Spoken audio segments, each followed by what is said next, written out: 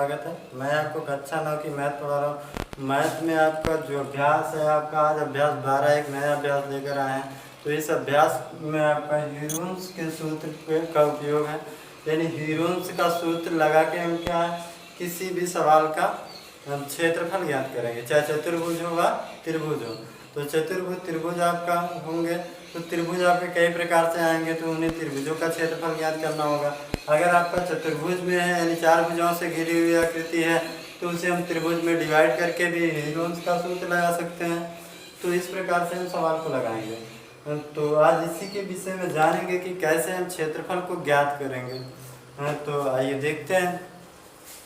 तो त्रिभुज आपके कई प्रकार के आएंगे। एक तो आपका होता है कि समकोण त्रिभुज। अब समकोण त्रिभुज क्या होता है? ऐसा है त्रिभुज जो आपका 3 भुजाओं से घिरी हुई आकृति हो, वह आपका समकोण। 3 भुजाओं से घिरी हुई आकृति का एक कोण आपका 90 अंश का हो, जिसमें एक कोण 90 अंश हो, तो वह आपका क्या कहलाएगा? समकोण। अब समकोण में अगर दिया है तो उसका क्षेत्रफल कैसे ज्ञात करेंगे? तो उसके लिए सूत्र बनता है आपका समकोण त्रिभुज का क्षेत्रफल बराबर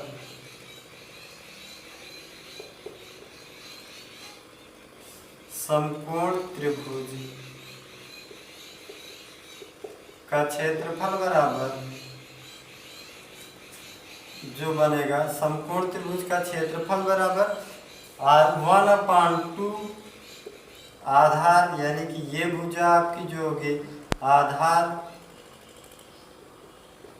इनटू आपका ये भुजा जो होता है ऊंचाई, ये चीज। अगर समकोण त्रिभुज का क्षेत्रफल हमें ज्ञात करना होगा तो समकोण त्रिभुज में क्या हमें पता होना चाहिए? आधार पता होना चाहिए और ऊंचाई। अगर ये दोनों चीजें पता है तो समकोण त्रिभुज का क्षेत्रफल आसानी से ज्ञात कर सकते हैं। अब अगर यहाँ पर देखेंगे, अगर कोई आयताकार आकृति है, कुछ इस प्रकार से आयताकार के रूप में हो। अब अगर हम यहाँ पर ध्यान दें कि हमें इसकी भुजा दे दी जाए और इसकी भुजा दे दी जाए। अगर यहाँ पर हम एक ऐसे रेखा खींच देते हैं तो ये हमारा यहाँ पे 90 अंश का अगर कोण बन जाए, यहाँ और यहाँ की भुजा दिया गया हो, तो इतने का तो क्षेत्रफल हम आसानी से ज्ञात कर सकते हैं। अगर यहाँ पर आपका 90 अंश का कोण बना रहा हो और इसकी भुजा और इसकी भुजा पता हो तो इसका भी ज्ञात कर सकते हैं। अब इन दोनों का जब क्षेत्रफल पता हो जाएगा तो ऐड कर देंगे तो पूरे का क्षेत्रफल हो जाएगा। तो इसी कुछ प्रकार से हम जो हीरोन्स का सूत्र होता है उसके सूत्रों का प्रयोग करके क्षेत्रफल त्रिभुज और चतुर्भुज का ज्ञात करते हैं। तो समकोण त्रिभुज का क्षेत्रफल क्या होता है? 1/2 आधार इनटू ऊंचाई। समकोण के बाद आपका आता है एक समबाहु त्रिभुज।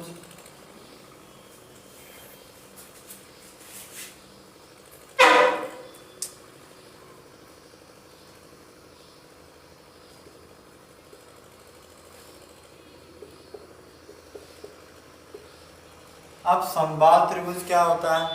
समबाहु त्रिभुज ऐसा त्रिभुज जिनकी क्या होती है? तीनों भुजाएं आपस में बराबर हो। अगर तीनों भुजाएं आपस में बराबर होंगी तो वह क्या होगा? समबाहु त्रिभुज। यानी कि कुछ ऐसा त्रिभुज हो जिसकी तीनों भुजाएं आपस में बराबर हो। अगर तीनों भुजाएं आपस में बराबर होंगी तो वह समबाहु त्रिभुज कहलाएगा। अगर उसकी एक भी भुजा पता हो तो हम आसानी से पूरे का क्षेत्रफल ज्ञात कर सकते हैं, इतने क्षेत्र का। तो क्षेत्रफल ज्ञात करने के लिए सूत्र क्या बनेगा? √3/4 इंटू में क्या होता है? भुजा का स्क्वायर, ये चीज होता है। तो इस प्रकार से ज्ञात हो सकता है। अब इसके बाद आपका बनता है समकोण समबाहु, और आपका एक होता है विषमबाहु और समद्विबाहु। तो समद्विबाहु क्या होगा?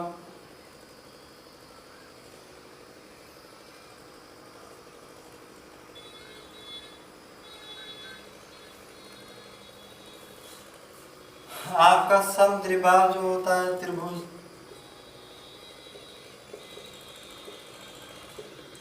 तो समद्विबाहु त्रिभुज क्या होता है आपका? एक ऐसा त्रिभुज जिसकी क्या हो? तीनों दो भुजाएं आपस में बराबर हो, एक भुजा बराबर ना हो। यानी ये दोनों आपस में तो बराबर हो लेकिन ये आपका बराबर ना हो इन दोनों के, यानी दो भुजा बराबर हो जाना आपका समद्विबाहु त्रिभुज कहलाता है। अब समद्विबाहु त्रिभुज का क्षेत्रफल क्या बनता है? तो वह होगा a/4 रूट में आपका 4b² माइनस आपका a², ये आपका सूत्र होता है। तो यहाँ पर a और b क्या होते हैं?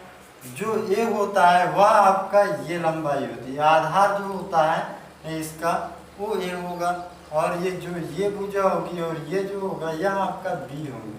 तो इस आपने इस जो सूत्र है आपका, इस सूत्र में आपका यही चीज़ है जो a का प्रयोग हुआ है इनमें। a का मतलब इस आधार से है और b का मतलब होता है समान भुजाओं की लंबाई। तो अगर हमारे पास ये पता हो तो इस सूत्र का प्रयोग करके आसानी से ज्ञात कर सकते हैं। और जो सब मुख्य है इनमें वह है आपका त्रिभुज का परिमाप। अब त्रिभुज का परिमाप किसे कहेंगे? यानी कि इनकी सभी भुजाओं की लंबाइयों को अगर जोड़ दिया जाए तो वह त्रिभुज का परिमाप होता है। त्रिभुज चाहे जैसा हो, लेकिन अगर उनकी तीनों लंबाइयों को ऐड किया जाए तो वह त्रिभुज का परिमाप बन जाता है। अब आपका इसी में एक आता है विषमबाहु त्रिभुज। विषमबाहु त्रिभुज का क्षेत्रफल।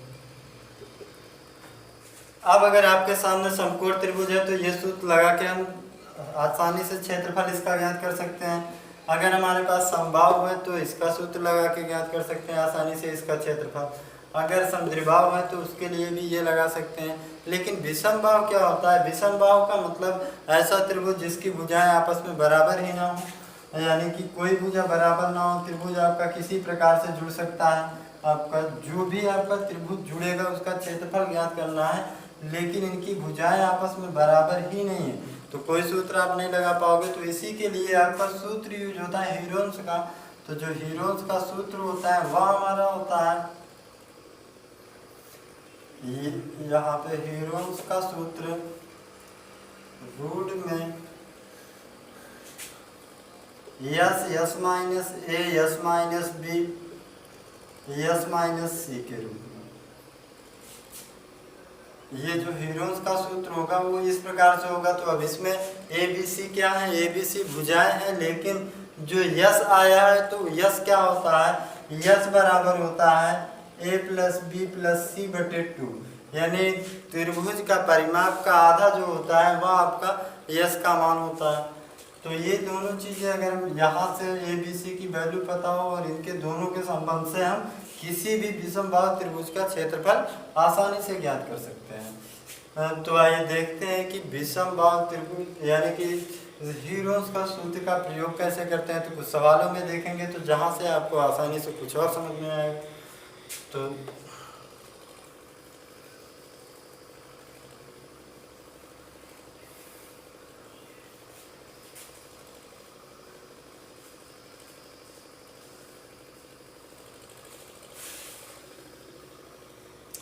अब यहाँ आपके सामने एक सवाल है आपका, जिसमें आपका दिया है एक त्रिभुज, एक त्रिभुज की भुजाएं क्रमशः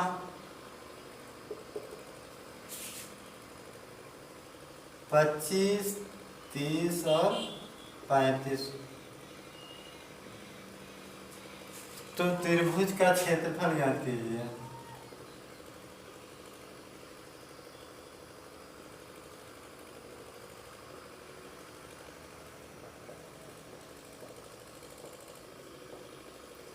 अब आपके सामने कुछ ऐसा सवाल हो कि एक त्रिभुज की भुजाएं क्रमशः 25, 30 और 35 हैं, तो त्रिभुज का क्षेत्रफल ज्ञात कीजिए। अब यहाँ देखेंगे अगर भुजाएं आपका कोई बराबर यहाँ दिख नहीं रही है, 25 है, 30 है, फिर 35 है, इस प्रकार से अगर हमारे पास भुजाएं हैं तो उसका क्षेत्रफल आपका क्या होगा? ना तो हम समबाहु यूज कर सकते हैं, ना हम विषमबाहु यूज कर पाएंगे। समबाहु ना तो आपका समद्विबाहु ये और समकोण ये यूज नहीं होगा। तो इनके लिए क्या करेंगे? इन्हीं को यूज में लाते हैं। जब ये आपके यूज में आएंगे तो सवाल को कैसे सॉल्व करेंगे? हमेशा आप विषमबाहु त्रिभुज के लिए आप हीरोन्स के सूत्र का ही प्रयोग करेंगे। तो यहाँ क्या होगा? अब हम लगाएंगे अगर सवाल को, तो सवाल को लगाते समय क्या होगा? पहले तो हमें यस की वैल्यू चाहिए। समझना यहाँ पे बिना यस की वैल्यू के हम यहाँ सवाल में कुछ नहीं कर सकते। तो तो यस का मान चाहिए अगर निकालना है तो हमें क्या चाहिए, ABC का मान चाहिए। अगर हमारे पास ये जो सवाल कह दिया है, इसमें